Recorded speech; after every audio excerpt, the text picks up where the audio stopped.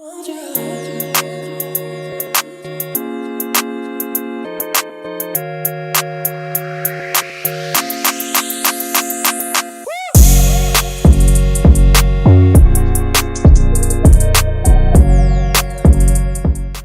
morning, people. What's going on? Welcome to United View. It's match day. Manchester United in Copenhagen. Massive game. Copenhagen fancy themselves. They're saying, listen, we're ready for you.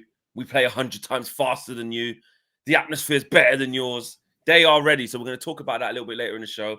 At the top of the show, we have got some stuff on Sir Jim Ratcliffe and INEOS's plans. INEOS's plans INEOS. for Man United. INEOS. We're so childish and pathetic. But we do have talks about what Sir Jim Ratcliffe's potential plans are for Man United. There was a little bit on that last night. And some more reaction to some of the things Erik ten Hag has been saying in the press conferences and some of our sort of just feelings in today's game and how we're going to, move forward. Because essentially, if we lose, we're out. If we draw, pretty much out. So, yeah, it's not going to be an easy evening tonight, but loads to talk about in the show, loads to get into. Little bit of transfer news inside there as well. A little bit of everything. Smash a like on the video, subscribe to the channel if you are new. And I want to big up everybody who watched the Flex and KG show yesterday. A lot of people enjoying it. A lot of people had a good laugh. A lot of people enjoyed the vibes. Done, really well in terms of the comments. People liking the new format, etc., etc. And it will grow. Like I said, if you're thinking, what Flex and KG show? I missed it. It was like what? It was live yesterday. It was very spur of the moment, wasn't it? It was spur of the moment. Let's just do it. Let's give it a little teaser, Flex. Just a little teaser. It wasn't even the full thing. It wasn't even a full hour. It was a little bit of a hint of what's to come. Lots of new features to be added. The reaction on social media has been incredible, actually. To be fair, it's been incredible. Lots of people enjoying the Thai impressions. There was a retort from Lee Judges as well that I won't say too soon into the show because it involves swear words. And I can't do the Lee Judges impression any justice.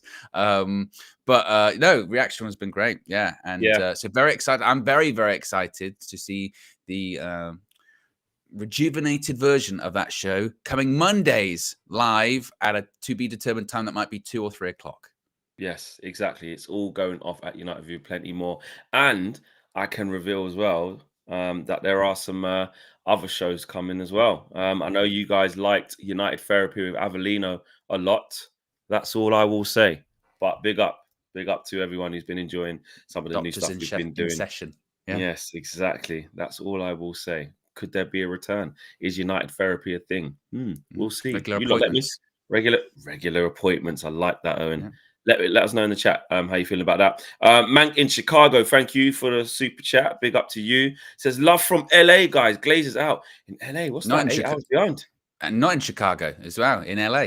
Yeah, the name lies. A Manchester person who's not living in Manchester but actually lives in Chicago, but isn't actually in Chicago right now, but is actually in LA. Insane. But yeah, that's a crazy time of the night for you right now.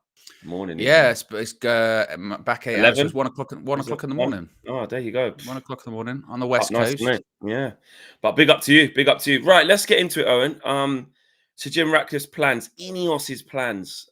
What's happened? Let's get into this indeed. So, a bit of an update's come from Scott Saunders and Graham Bailey from 90 Minutes. Big up Scott. Has appeared on the channel a couple of times, actually. Big up Scott, good friend of mine. Yes, who has said that Sir Jim Ratcliffe and INEOS are expected to put forward a substantial commitment to improving Manchester United's facilities, and it's likely their manner of operation in the transfer market will change, pivoting away from United's much criticised transfer strategy of the post-Sir Alex Ferguson and David Gill years. What do you think their strategy will be, Flex, when it comes to that? Is this when we get into, what you've been saying about previously going, I want to have those players that we go, I didn't see that one come in, or I didn't really know that much about him when we signed him, or people are talking about Doku, aren't they, at City, by going, they've got him from, was it the French league? He would have been on people's radars, but no one thought he was going to have the impact that he's had. City didn't even pay that amount of money. We never do signings like that, do we? And if we did, and this is the crucial thing, actually, even if we did sign a Doku, it wouldn't work. You know what I mean? It will. For instance, Flex. Actually, if you did sign a Doku, it wouldn't work. before I go back to you, basically, we don't get a sign-in, yeah? Even if it's a high-profile one or a low-profile one or a medium one, and we're not like, done okay.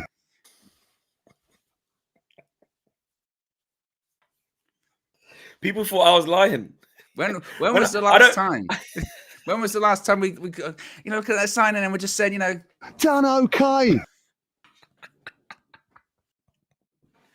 And that was always funny because I knew you hadn't seen it. Because when I was like, have you seen it? He's like, no, I haven't seen it. I missed it. When I saw it, I was in tears.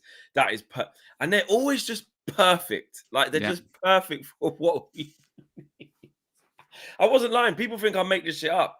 Like these people actually say these things. I'm not making it up for effect. You're looking at the team night tonight, and you're going big players. Rashford. I just want to come out and say, done okay. I just want to see Bruno. I just want to be like, done okay. Andre Onana, no mistakes, just done okay. That's what I want. That's all I want this evening, Flex. I want a 1-0 win and just to be able to say, done okay. I think it's my favorite. I think that's my favorite. I think that is my favorite ever. I think it could be my favorite of all time. I think it's just perfect. It's just so clean. It's just done okay. It sounds like he's gone into a booth to make us a sound clip. Because I hadn't seen it, so I thought, well, let me go and check it because it might be soundboard worthy, and I saw it, and it's like he's animated as well. Jorginho just done okay. It's like he proper leans into it as well. That's what I'm saying. I watched it because I was like, am I the only one seeing this? I don't know why this isn't everywhere. This is hilarious.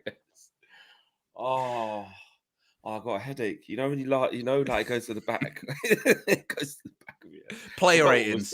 Player ratings. Go through. Dallo. Done okay. Johnny Evans, Harry Maguire. Surprisingly. Done okay. Oh, mate. Chat's going off, by the way. The chat's going off. Owen is criminal for doing this to people.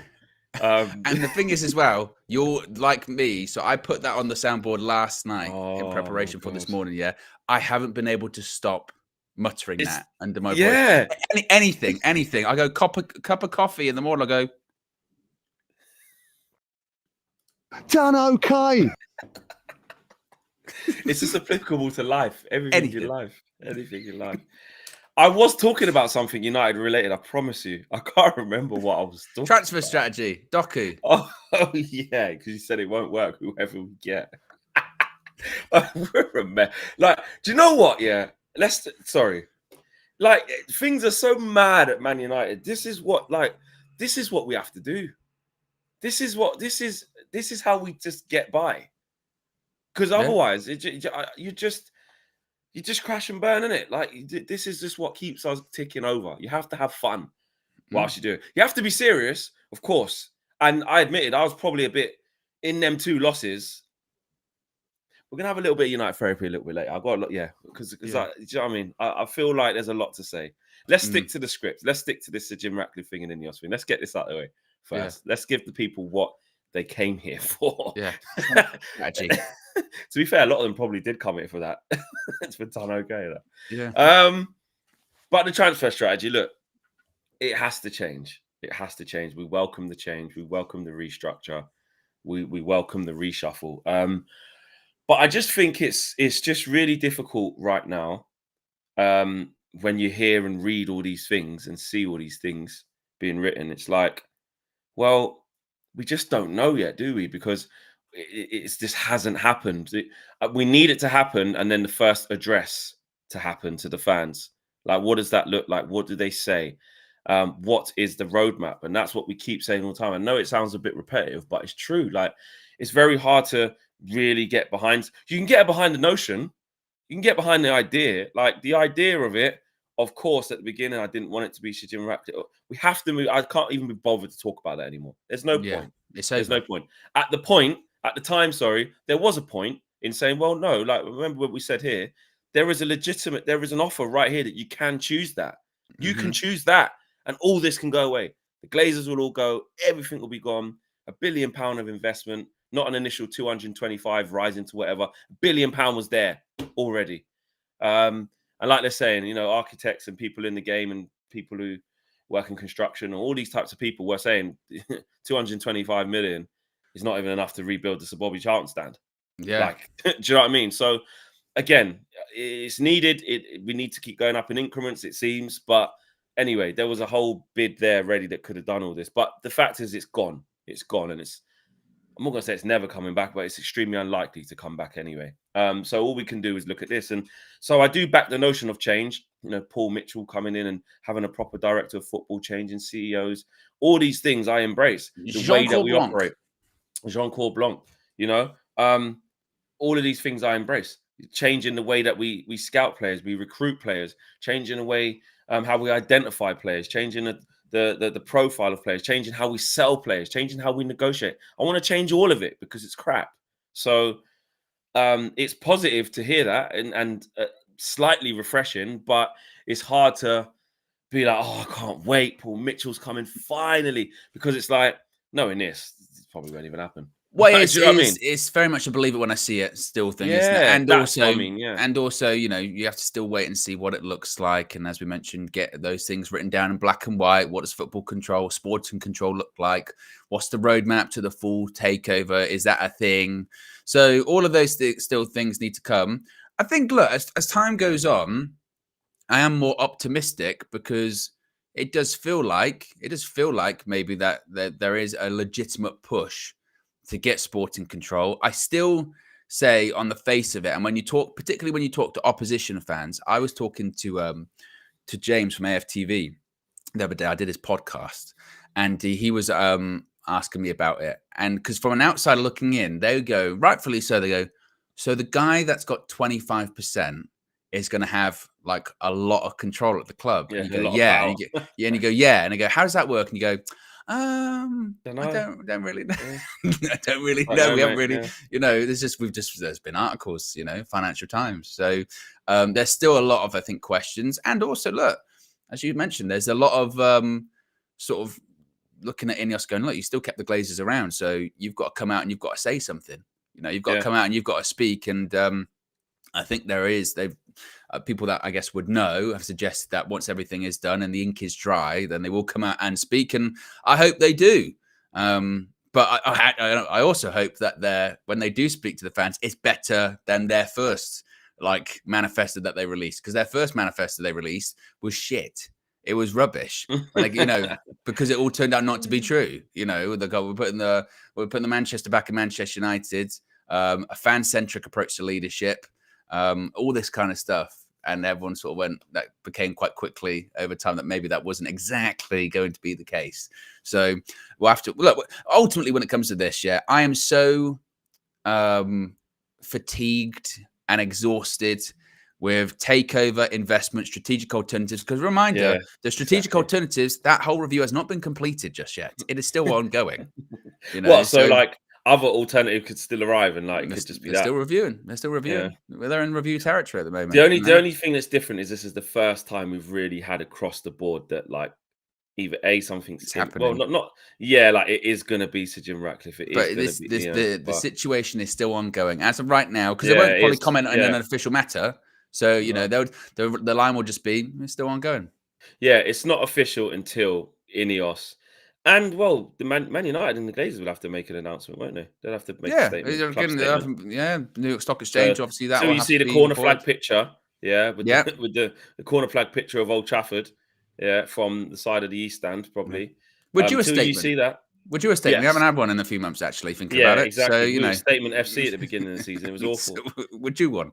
Yeah, we are due one. So we'll have to keep an eye on what happens there. Let us know how you feel. Aminor, with a super chat, says, will you change the UV intro song to Europa League?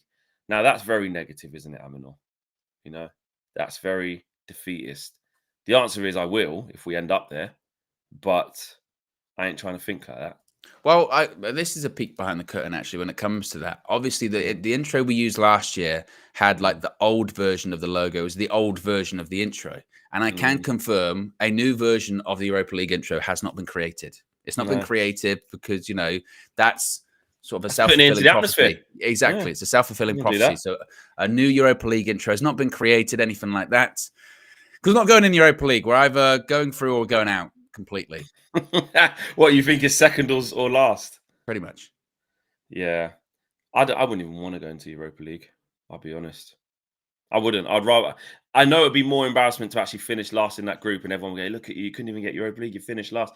But I'll be honest. Let's be real. Let's just be honest. You're going to get into Europa League. A couple other Champions League teams going to drop down. Liverpool already in there.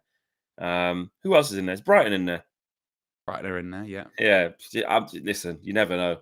Like, I'd just rather not. Don't want to have to get to a semi-final with Liverpool and get trounced and then. The Europa League's a weird thing as well, isn't it? Because last season, like you looked at, I think once it got to like quarterfinals, I think a lot of people assumed, okay, United are going to be in the final, and then like Juventus might be in the final, but none of them got there. Europa League's a weird competition in that you get big teams in it, but then sometimes like you get the two teams in the final that you really didn't actually expect that much. I mean, people forget a couple of seasons ago it was Rangers versus Frankfurt. I know. In the final. Like that is crazy. That's just a couple of years ago, So strange competition. Don't want to be a part of it. Thank you very much. But we might get into the territory of if we did drop down into it, then you get into the conversation of is this the best way we get in the Champions League next season? Yeah, but well, I don't. Do you know what this is too? I don't want to entertain this right now. This is a day of a Champions League game, and I know that it is. I feel sick. That's how I feel. I feel sick.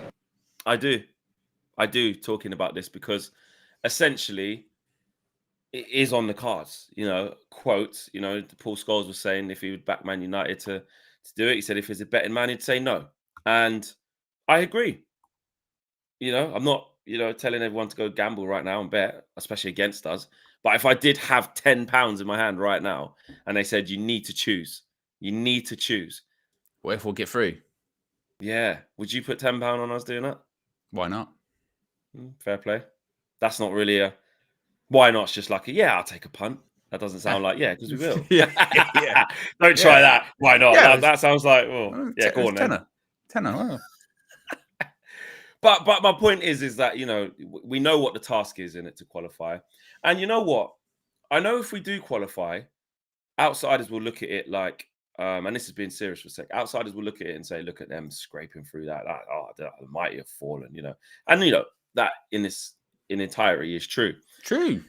But absolutely true, and we should never forget that. But if we did turn this around in this group and did, let's be on the positive side for a minute.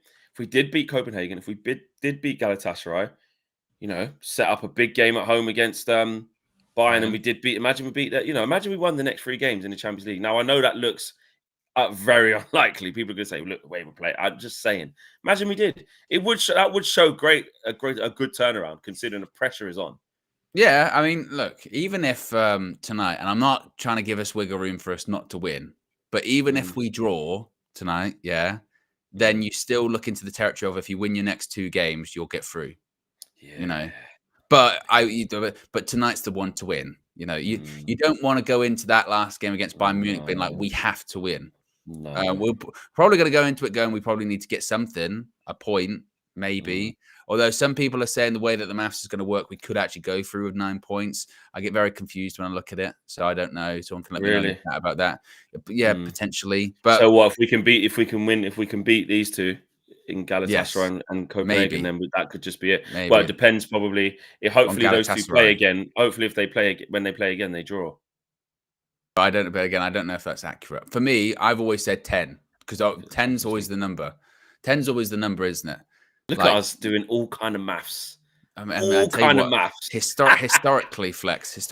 When we've done maths like live, it's not gone well. I remember once I was trying to work out like percentages and something like that, and it didn't work. So Copenhagen are bottom with 1 point. Yeah, go on. They've lost 2, drawn 1. Yeah. We are third with 3 points. We've lost 2, 1-1. Galatasaray are second with 4 points, and they have got one of each. They've got a loss, a win, and a draw. And obviously Bayern have won all of them, right? And are already through. So Galatasaray are going to play Bayern next, aren't they? Oh, if we win our next 2, we'll be through. Because even depending on what Galatasaray do? Oh, because then one of them is Galatasaray, so that means they'll lose another game. So if Galatasaray lost tonight, right, and we win tonight, and then we beat Galatasaray, we'd be through. Is that correct? I think that's correct. Because in doing that, one we of would them have is beat Copenhagen Galatasaray as well. Yeah, And one exactly. of them, so we would be through on 9 points. So what we need this evening is Bayern to beat Galatasaray, us to beat Copenhagen, and then we go to Galatasaray, win, done. You're through. Yeah. Yeah. And if you draw that, as maths goes, Flex, Done okay. Yeah, it's true. But then also, what you might be able to do if Galatasaray lose to Copenhagen to Bayern, and then we go and beat Galatasaray, right? And we're through. So instantly, even if we drew, it doesn't matter what happens against Bayern. Yeah, because if you think about it, so if we beat Copenhagen tonight, and we go on 6 points. What if in the next game Copenhagen beat? And then if Bayern beat Galatasaray tonight, but Galatasaray will still be on 4 points, so we go second. Yeah. Then we'll have a bigger gap over Copenhagen because we'd have beat them tonight. So it don't matter if they win the next one. Exactly. Yeah, Go that's through. why we have to win. We'd be on. If we beat Galatasaray, we'd be on 9. They'd be on 4. It doesn't matter. Yeah, so I mean, we this just got to is the most shameless of the shameless. Win the next 2 games. Hope that Bayern beat Galatasaray, which they should. If they don't, corruption. Okay? But that would be the hope. It's they playing them at the Allianz. Well, it's at the Allianz. They are. Surely Come on. Yeah. Come on. So United win the next 2 games. That's it. That's your job. Obviously, there is another game against Bayern with them already clean through as well. Would they make changes? Big game. We still don't want to lose too much momentum. They wouldn't put Harry Kane on the bench for that. But let's go through. You want to go into that game knowing we're through, and then we say, let's just have a go here. This is a good game. Do you know what I mean? Not the pressure of you have to beat them. Galatasaray away traditionally is solid. Absolutely. Exactly. But we have to just get through tonight first. We have to win. Don't care how it is. Daniel Luciano says, rather not be in Europa. A bit jealous of Spurs having all that time on the training pitch. Give Erik ten Hag the time. He's never had the luxury. Big up. It is kind of defeat. It's the fact that I'm saying I don't want to be in it. Because when you think about it, I know it's like, we're Man United. You do that. We're Man United. Any competition, we've got a chance to win, and we should be in it. We shouldn't be scared of anyone. It's a chance to win another trophy. You can't win things without facing anyone good at some point. Even the Carabao Cup, we still got to the end and had to face a decent Newcastle. I know we got a really good, easy draw with all the other games, but when it got in the FA Cup, eventually we had to play Man City. Like you can't win a cup without playing at least a half decent side. So we shouldn't really be scared. So on that, but it's just, with all the injuries we've had and trying to get people back, it's like, what would that look like if we then had to go to Europa? But it's kind of the same as saying, well, stay in the Champions League. You still got games on Tuesday and Wednesday. You want to be in them. So, yeah. But Makish says we're not that team anymore, Flex. You know what I'm saying? Which, I do get. I do understand. Just I wanted to talk about that. Smash a like on the video, guys. About 1,000 people watching live, 146 likes. We can do a lot better than that. Remember, the UV Members Club, UV membership is open. Loads of exclusive UV Raws. If you don't know what UV Raw is, you're missing out. You are missing out. You get your exclusive badges. You get your exclusive emojis, your priority chat, and also your priority calling. We're going to call it that, your priority calling. Every single match, Owen will be live, full-time view. And you can call in from around the world if you are in the members club and have your say with Owen and everyone around the world. Flex, point of correction, we were Manchester United, says Avram Glazer. Andreas doing a nice little rendition of the different emojis that you can get with Owen sandwiched in between myself. There you go. Right. Copenhagen, right? Yes. They're on it. Their manager's talking crud. They are talking crud. And you know what? A lot of what they're saying, got to back yourself. Man United ain't great. I get it. Obviously, the tie in us would, don't talk about us. Let's go and crush them, all this stuff. And us as fans of where we're at, it's damning. that another team's like, we're favourites here, mate. We are favourites. This is our gaff. Yeah, you ain't coming in running up on us. And actually, as the manager, I've had a look at how you man play. We play 100 times faster than that. It's basically what he's saying. Well, also, we have to be ready. There's one thing saying it in the media. There's nothing believing it. Yeah, you look. People say a lot of things in the media. I did the press conference last night, and some of the questions that were put to Christian Eriksen from the Danish media, I thought were mental. To be honest with you, you know, them going, "Oh, the Copenhagen manager has said the atmosphere is 100 times better than Old Trafford. Do you think that's the case?" Well, what's he going to say? And he hasn't even played there. I haven't played against Copenhagen here, so I don't know. I've played here for the national team. I don't know. They're saying stuff for the same reason that lots of people say things in the media is to provoke a reaction. They're trying to rile up their fans as well. They know the biggest thing they have on their side this evening isn't quality on the pitch, because look, we have better players than Copenhagen. We do, right? And if we play to our, even half of our best, we'll beat them. We just will. The game at Old Trafford, we rode our luck in the first 50 minutes. They hit the post, but make no mistake too. Second half, we had chances. We really could have been 2-0, could have been 3-0. It shouldn't have got to the point where they scored a penalty last minute. But that's United this season. They know the biggest thing they've got going for them is the atmosphere, and they've seen United crumble in hostile, loud, energetic atmosphere. So when you say stuff like the atmosphere is better than Old Trafford, our players, we're the favourites because of our stadium, because of this, you're trying to get people going, aren't you? You're trying to make some noise, trying to get people that are inside the stadium being even louder than they already would be, because it's Manchester United and it's a European night. So I don't begrudge them of that, but this is where, and it was a question put to Ten Hag in the press conference, this is where you have to be like, right, manage it. And what I don't understand with United's inability to manage it is it's not as if there are players in that team that are inexperienced of big European nights. You got several Champions League winners in that squad. You got several Champions League finalists in that squad. You got Onana, played in the Champions League final last season. You got Varane, multiple-time Champions League winner. You got, obviously, Casemiro, he's injured, but still multiple-time Champions League winner. You got Mason Mount, he's won the Champions League. You got Christian Eriksen, he played in the Champions League final. Like, you've got these people.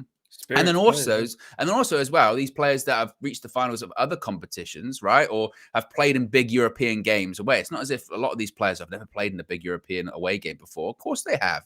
So they also need to realize, and this is something that Ten Hag said too, that football isn't like this linear thing within a football match whereby you just play well, everything goes your way, and you win the match. No, there'll be setbacks. There'll be mistakes. Like Bayern Munich's a great example when we played them at the Allianz Arena. Like, you handled the atmosphere well for 15, 20 minutes, did okay. I mean, I literally, 15, 20 minutes. Done okay. And then what happens? And then what happens? Andre Onana makes a mistake. The heads go down. The atmosphere gets louder. And it's, well, we've lost. We've lost the game now. That's it. And it should be like, well, no, actually, you've still got time. It's not as if, that it's over. You've conceded a goal. There's been an error. The best teams, when there's adversity, brush yourself off. You go again, go up the pitch, score your goals. That's it. And that's why I feel bad for Rasmus Højlund, why he cuts such a frustrated figure, because on the rare occasion that he does get a chance, and if he misses it, his head goes down. Why? Because he goes, well, that's my only chance of the game. Yeah, when am I'm not going to get another chance. Whether it's Erling Haaland or whether it's whoever else, and they get an opportunity, they miss. They're annoyed that they miss, but they also know, I'm going to get another one in like 2 minutes. It's fine. Like, the service will be no problem. Whereas with Højlund, it's like, that's it. That was my one moment in the game, and I've missed it, or it's not come out the way I want it to. And that's what it is mentality. Part of it, I do think, is mentality. This team, for whatever reason, whether it's confidence, I don't know, is just so fragile. They are so frail. And again, Copenhagen know that. So that's why their manager and their players are just going, provoke the atmosphere. That's it. And again, you've experienced players. Handle it. It's true. No, absolute facts. Like, they have to be able to manage emotions better. Like, all the decent teams, all the good teams, like, it doesn't matter whether it's home or away, they play the same game, they're not phased. And look, these are all big-time pros who know what it's like to play in hostile environments away from home. That's why it's not so new strange. to any. Yeah, it's not new to any of them. It's because our collectively our confidence is low. But you know, obviously Craven Cottage isn't a cauldron of noise and the most intimidating Hostile. atmosphere in the. Yeah, it isn't. It They isn't. said there were blankets on. Yeah, I know. Yeah, in that new stand. Yeah. So it isn't that, and this is a different kettle of fish. You know, we saw what these teams done to us in Galatasaray and Copenhagen. We saw what they done to us in terms of atmosphere and putting it on us on the pitch in our own backyard. In our own Yeah, I was going to backyard. say you were there You because know, their away fans that night were insane, weren't they? Honestly, the Danish fans and the Galatasaray fans, honestly, which again, if you go to a lot of games or even if you just watch a lot of football, you know what European or fans are like on the continent. You know what it's like. They're so intense, they're so loud, so intimidating, and they don't stop. They don't stop. They don't just sing when the going's good. They're at it the whole time. So even if you do score against them or they are on the back foot, it so often doesn't feel like it if you listen, and that's why as a pro, I know we get wrapped up in the fans, it's hostile, it's this, and it is, of course it affects you, but the very, very top pros, it doesn't affect them. The best cool heads, it doesn't affect them. It only starts affecting you when you lose your head and you get caught up in it and you start making mistakes and you encourage them as well. You encourage if there's mistakes being made or shots being saved every minute, you can't play out, you're losing all your battles, they're flying into tackles and winning every 50-50, winning every 70-30, winning all their duels, it gets the crowd even more up. And that's what we can't have, but at the same time, even if they're playing crap, it's still loud. So just got to play your game. We just have to play our game, not make any mistakes. Whole May as a super chat here, which I'm sorry to hear, says, lost my mum a few weeks ago. And there's been challenging times. You guys helped me pass the first few weeks. She was also a Man United fan, so really sorry to hear of your loss, bro. Yeah, there's a picture of a guy there, but yeah, sorry to hear of your loss, man. And I think somebody said this to me on Instagram. I don't know if you're the same person, but it was a similar sort of situation. They just lost a parent as well, and they were sort of saying how happy they were to have been part of our community through the beginning challenging times. Obviously that's something that will last a lifetime, but to know that we've given you some reprieve, in a difficult time, we're happy with that. We're happy with that, and everyone will join us in the community with sending the best wishes and condolences 100%. And if you're not the same person who did message us on Instagram and put a comment, we did see that as well. We did just drop a little comment back. I did as well. We're thinking of you guys as well. But this is the power, isn't it? This is the power of fan content, having a fan community. It's Man United first and foremost, but it's also a place of, of peace for a lot of people. Do you know what I mean? Take your mind off stuff that's going on that isn't easy to deal with. So yeah, big up to you and great strength to even coming through and being part of it. You're always welcome here, bro. PJ says, what worries me is that on international duty, players that play extremely well, but under Eric Ten Hag for United, they're pants. I think it's his coaching. He hasn't got the top level experience. What I would push back on that is when have our players in the last however many years, gone off to international duty, smashed it, come back to Man United? That goes back to the Man United's broken thing. It doesn't matter who's part of it. Whenever someone comes in through the doors at Carrington, they just change. Then when they go out of the doors at Carrington into another environment, Paul Pogba used to do it every week.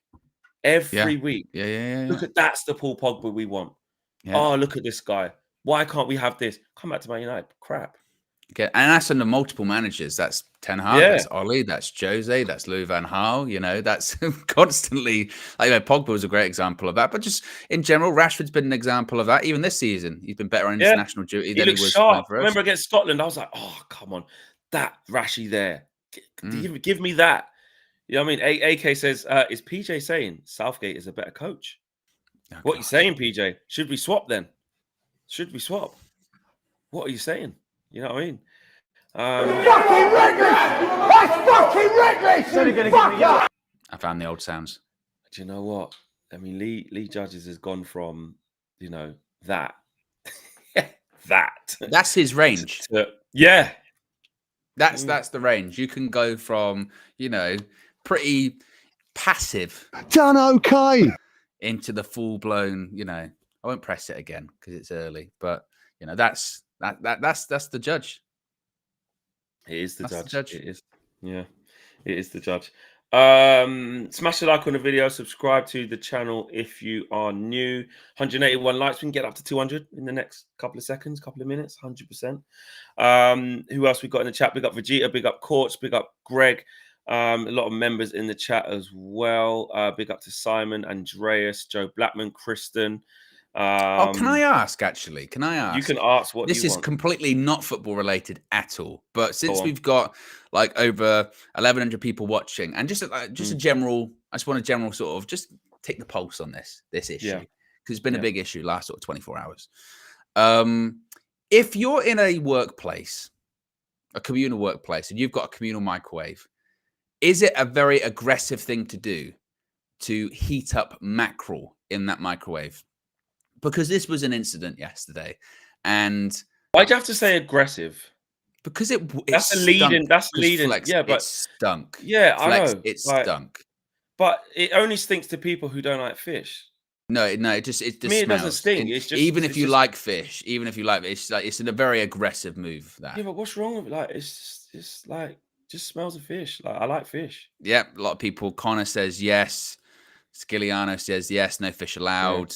Jason, yes, it is. Andrea says, yeah, that's out of order. Koji says yes. I mean, just want to get Kristen says should go to jail. Because it turned into a big argument yesterday, and that's coming soon to an episode of UV Raw, because I can confirm it's all documented and it's all filmed. And honestly, guys, it was awful. Look at London says it's a cultural thing. I wouldn't do it, but I get it. I think that's where I'm at. Well, it's not even. It's more just for your co-workers. For your co-workers, again, there's certain things you just don't put in the communal microwave realistically, and just fish in general. I don't even. No, mackerel is the one. Mackerel. No one's disputing whether mackerel's nice. Yes, but respect mackerel. No one's disputing whether mackerel's nice or anything like that. Because I told you I like mackerel. I do like it in those little tins. It's just more. I wouldn't put that in the microwave at work. Yeah, that stinks. Joe Blackman says it. I like fish, but not in the office. Yeah, it is documented in UV Raw. I did go home in reflection, and I take the criticism, and I'll do better. I won't do that again. That's fair. And that thing is, that's a bit of a lie, because what he tried to do, he tried to leave his like box of mackerel in when he left as well. It was like, I didn't try to do that. I accidentally left it. It was like, I was gonna, make sure I was gonna come back in and get that. He was driving off at the time. I had to, honestly, Harry Redknapp's Peter Ottenwingy saying is, I had to literally go to the window, roll down, have this. Like Lil Yo-Yo says, clearly there wasn't bigger fish to fry. Disgrace. That's what it is. A disgrace. Owen, let's do predicted lineups, because I want to ask you a question. Okay.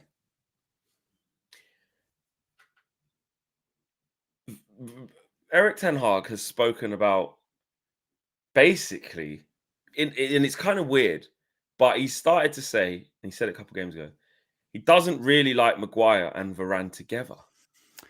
Yeah. So my question to you is, Maguire's been flying right now. Mm-hmm. Been really good. Varane is Varane. He's the ghost. He's the Wraith, the Phantom. Let's be honest. He's not injured. Ten Hag's just not picking him right now. Do you think that Harry Maguire, I think it's safe to say Harry Maguire is going to start. Do you think he starts with Varane, or do you think he starts with Lindelof/Evans and we continue this Varane thing on the bench business? Big atmosphere, Champions League. This is what Varane does this in his sleep. This is an interesting one, because the argument that Ten Hag has been making recently for playing Maguire and Evans over Varane is because, like I said, he just doesn't like playing Maguire left centre back. That's why. And against City, it was because, we didn't have the fullback, so Lindelof had to play fullback. So I didn't have that sort of left centre back that I could play with Varane.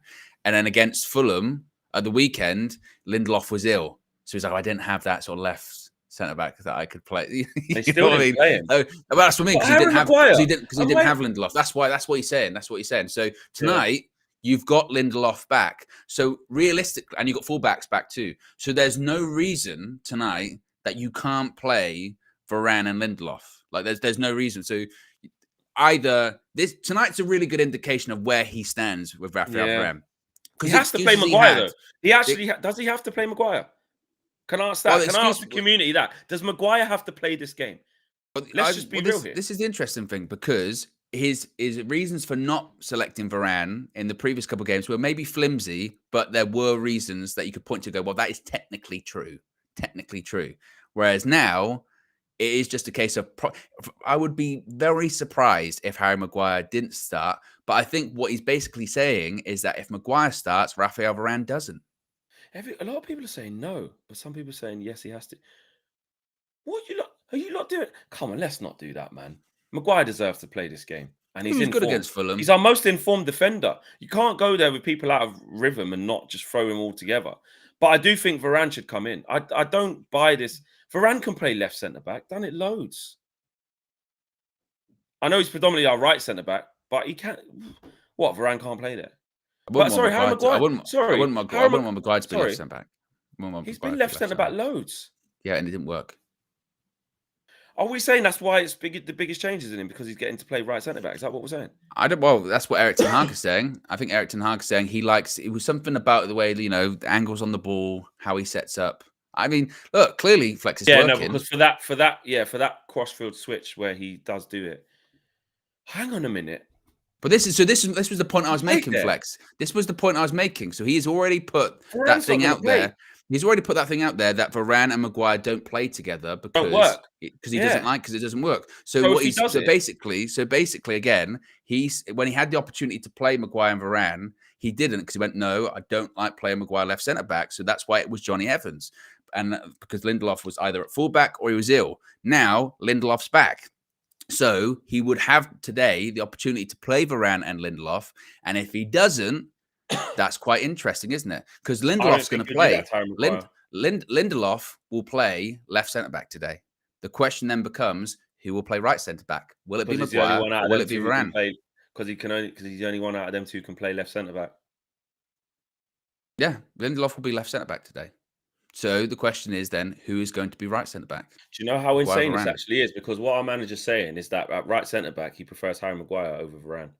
And let's have an honest conversation, because I know we say Maguire's crap and we should have sold him. And listen, I agree that he should move on. I'm not, after a few games, just changing that. That is true. We need, essentially, and I know Varane's very good, but we need better than both for different reasons. We need better availability from a player, which is not what Rafa gives us, which I love him, but I have to be honest, Ghost of Rift, the Phantom, we need someone who's going to be consistent, young, powerful, and durable. And then with Harry Maguire, we need someone who can play high up the pitch, someone who's quicker, someone who's better in transitions, and can play more our style. But when you give Harry Maguire space and time over Varane can't play the balls that Harry Maguire plays. He can't. That's not his game. Well, what's interesting is you've then got... He's a way better defender than Harry Maguire will ever be. The decision that Ten Hag then got this evening, he goes, right, do I go with someone that's in good form? Because people that would be like, oh, Maguire's not in good form. That's not true. He is in decent form. He's been doing well. And then people point to, well, what about we played Newcastle or City? We're shit at the moment. So that's why. Yeah. That was not just on Harry Maguire. No, you know what I mean? So he's been doing well at the moment. But then with Raphael Varane, obviously he's better than Harry Maguire. He's a better defender. And importantly, he's got the proper European experience. He's gone to these hostile atmospheres and kept clean sheets, no problem, a million times. Exactly. So do you go into that territory of, right, okay, now Lindelof's back, we'll put Varane in, boom, and he can manage the game better.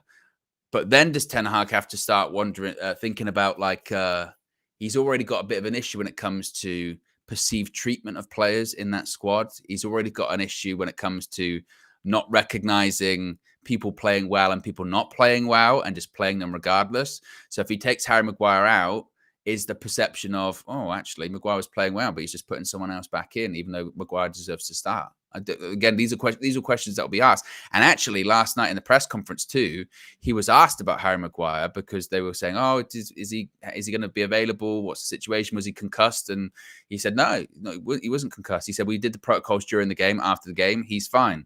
And then someone said, "Oh, is that a big relief that he's available?" And then Ten Hag said, "He was always available because he was never injured." So he got a bit prickly about that. So as far as you asked, who do I think will start? I actually think it'll probably be Maguire, honestly. He ain't going to change I think it'll probably be Maguire. I don't think he's going to change it. And on one hand, Maguire deserves this run. Let's be honest, he's playing well, Harry Maguire. And he's shown good mental strength to really come out the other side of that and do what he's doing now.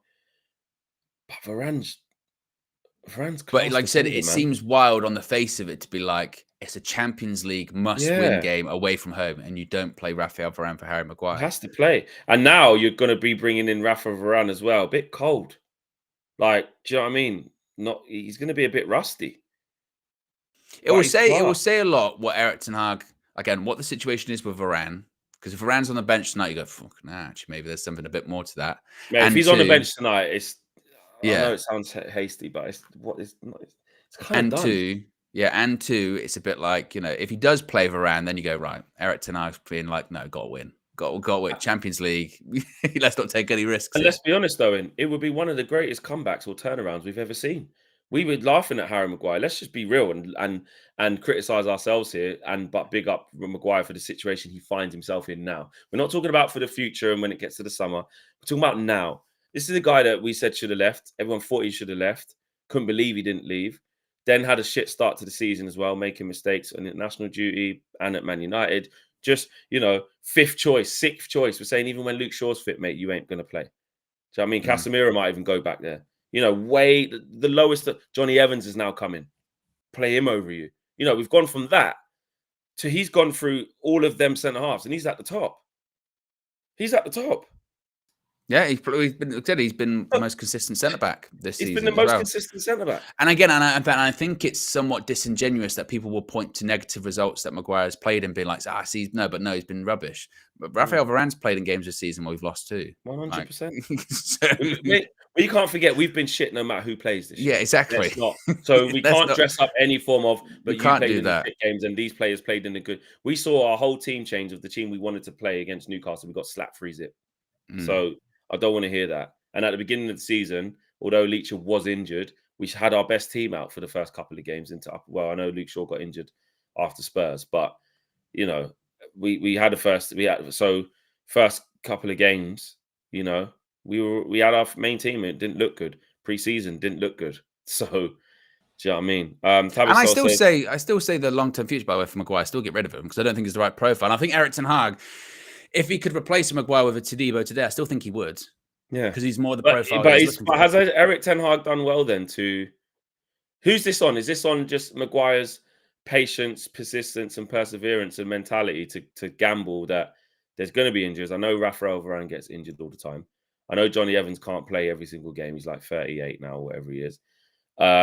Maybe he did know that Leach was kind of injured. Who knows? But I just know I'm going to get opportunities. And when I do, I'm just going to be ready. Is it down to that? Or is it down to Eric, where Eric's actually stuck to his word saying, this is on Maguire. This is on Harry. I do rate him, but it's up to him to show some levels. And then he kind of has. And then Eric's kept his word and said, okay, I like that level that you found, and this works for me in this moment, especially when we're ever changing across the back four. I don't know. Thought he was gone there. No, I was thinking. I don't. You know what I mean? I do think it's really interesting when you break this down. He has said in the press conference, he said it a lot yesterday, and he's saying it more often recently. That going, look, we're going to start playing more consistently, and we're going to have a better style of play, or more obvious style of play once we have a more consistent starting 11. And maybe he's just thought, actually, Maguire's available. I can pick him every week. So, at a time in which we don't have that consistency of the starting 11. If I can get someone that is consistent, that's going to play every single week, then I'll probably pick him just for continuity's sake. Because that's what he's in. From his mind, and to be fair, it does add up with what we saw last season. Remember coming out of the World Cup, we had all of those games playing every 3 days. And we're going, Ten Hag's got to rotate. Why is he not rotating? He's not rotating. He's saying it now. I don't like to rotate because I like consistency and continuity. The routines change, and that affects our game too much. So he wants to have as consistent starting 11, or as he said, 12 or 13 players as he possibly can. And maybe he's just like, look, which is true if you want to build something going forward. maybe, You need to know your maybe best for team. now he's just like, Maguire's going to be available all the time. And in an ideal world, I'll be playing Varane and Martinez every single week, but they're not available every single time. And you know, like I said, that decision tonight is going to be really, really interesting, I think, because on one hand, you've got to play half in decent form, or then Varane, you know. People forget too with Varane. I remember in Ten Hag's first preseason, there was like reports that he was 4th choice.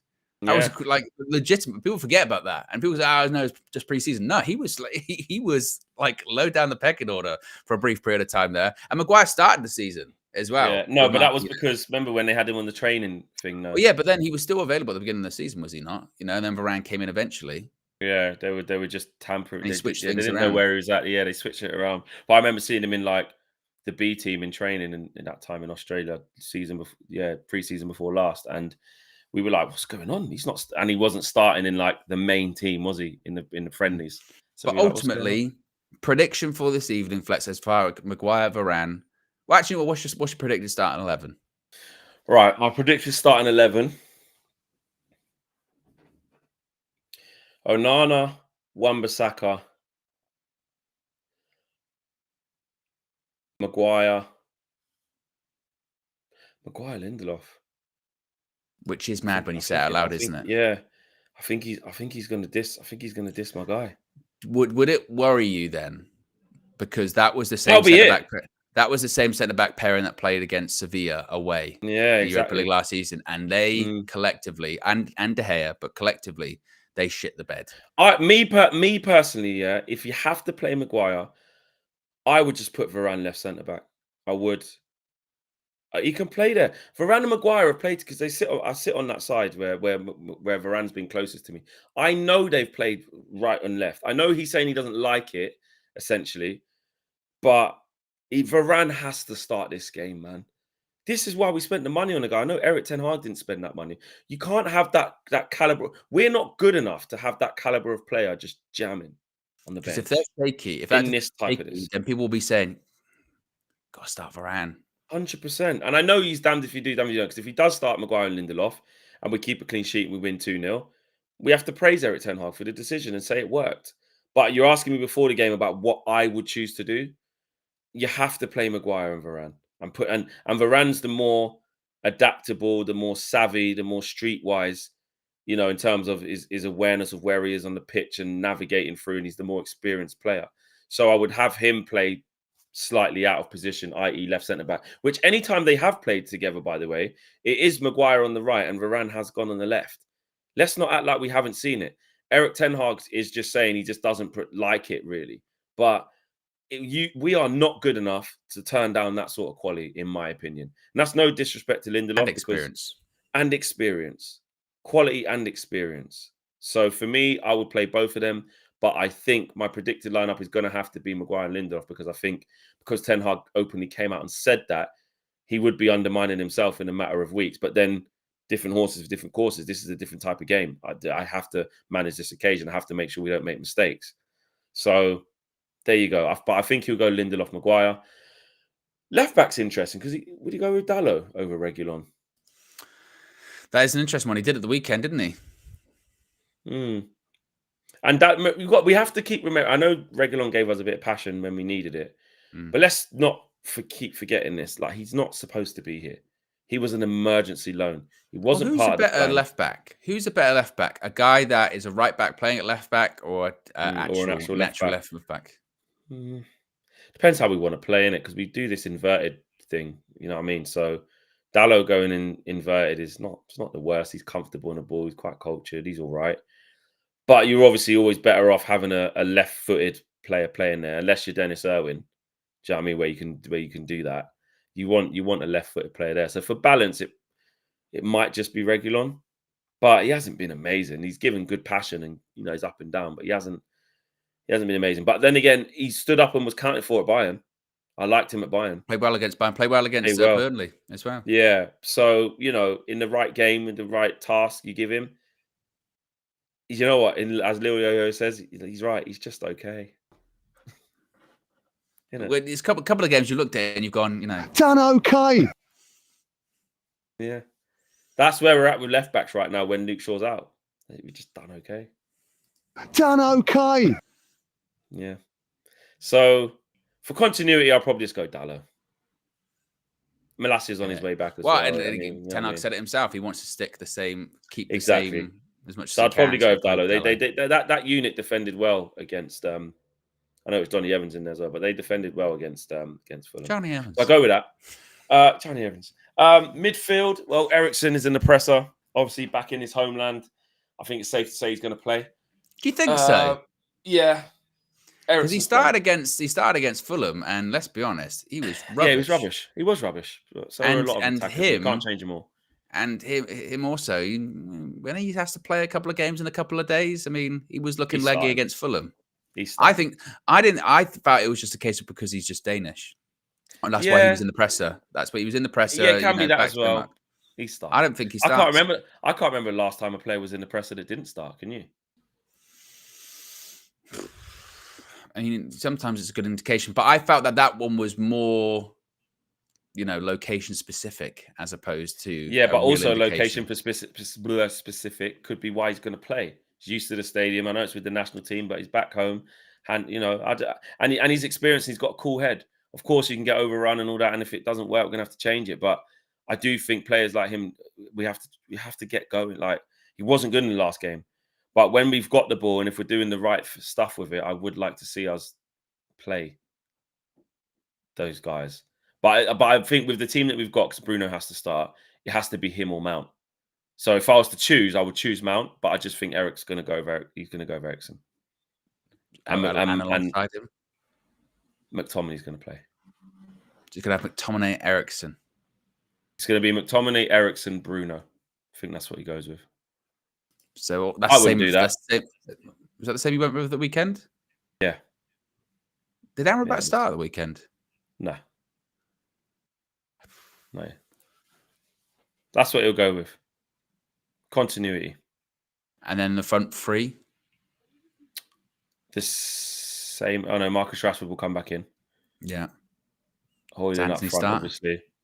Yeah. Yeah. I don't necessarily disagree that much, but I'm just. Yeah.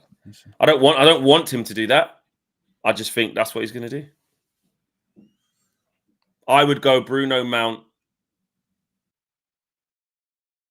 Amrabat, McTominay. I'd probably start with McTominay if I'm honest. I'd go Bruno, Mount, McTominay. I'd go Rashford, Højlund, Pellistri. Yeah, I'd play for Kundo. Not again. I got some criticism because I said I don't think he's as good as people make him out to be. I don't. He's not. You know what I mean? That's true. That's true. But I think he can be. I don't think he's got a higher ceiling as Garnacho or anything like that. But I think as a player, I think he should come on the pitch more. Than he does. You know what I mean? I think like in the same way that Garnacho comes on near enough most games, should be the same with Pellistri. You know what I mean? Bit of pace, getting behind. Exactly. I think he should start today because our performance on Anthony was so bad. Awful. So bad that he's offering nothing. He's offering zero. The output is nil. But then I'd rather actually have Mason Mount there. I'd just put Mason Mount out there. Yeah, I don't know why Mason, but the fact that Mason Mount's not got to go on the right at all means he just does not want to enter into that at all. Mm-hmm. His plan for him is an 8. And someone did tell me, I'm not going to reveal sources, who they know Mason Mount very well. They said to me in the summer that Eric said to him they signed him to play as a 6. A 6? What, Frankie de Jong territory? A 6, yeah. And then I heard that and I went, bloody hell. It's embarrassing.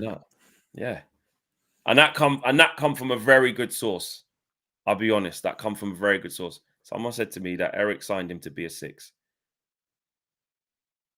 Mason himself said that to this person directly. And this person would lie to me. So I'm like, rah, 6. The number 7 as a 6. Yeah. What was the plan in there? So it would have been him next to Casemiro, essentially, and then Bruno as like the best. But that does line up with what we were kind of talking about before with Mason Mount when we say that he clearly had an idea about him when he brought him in. And very quickly he's realised that plan doesn't work. It. Yeah, exactly. He doesn't know. Not even a disrespect to Mason Mount, but like you look at those first few games of the season and how like overrun and terrible we were. You went, well, that's not working. It didn't work. Yeah, and he hasn't gone back to it since with that. So really, So, yeah, I don't know. Super chat here before we finish off. Carol J says, has Maguire got concussion? We spoke about that a little bit earlier. He's fine, I think. No. He doesn't have a concussion. And Tabaslow says, we lost 2 on the row, 3-0. Every time he has played well, done okay. It has been against poor teams. This fan base is so deluded, hyping up everything. With Harry Maguire. I think, though, the problem is we have to hype. We're having to hype up everyone. Everyone's done okay. It's not just Harry Maguire. That's when I think we have to be careful about singling people out, because everyone's been rubbish. Everyone. And when they have done okay, you have to sort of go, hey, he literally done okay. Done okay. I don't think saying like, oh, it has been amazing or anything like that, because I wouldn't go that far. He's been incredible, but in comparison to others, he's quite literally done okay. Exactly. Jam-packed day, guys. Match is coming up this evening. Huge game. Massive game. I'll be there. KG will be there. And so will a lot of other people in UVHQ. So make sure you tune in and join us live after that. Full-time view. Like I said, if you join the membership, you can get your one of your many exclusive perks. And you get to call in live across from wherever you are, across the pond, down under, wherever. And call in and have your say. It's not too late to do that. You can become a member on the spot and do it before you join the live stream. You can do it now. Have your say. So we'll see you tonight. Big game. Here's for 3 points. And actually, here's my pledge to you guys. I know I'm very emotional during the games. I'm going to try and be very positive as well, because I've been told, it's just how I am. I don't want to change, but I am negative when I'm in the mood, and that's how I am. A very emotional fan. That's why I don't really like doing live watch with me. I'm not great at that. What was the last live watch long you did with match that you did with you and KG? Arsenal. Is it Arsenal? No. I think it was Arsenal. Might be. Yeah. Okay. Well, see you later, guys. Anyway, take care. See ya. Peace.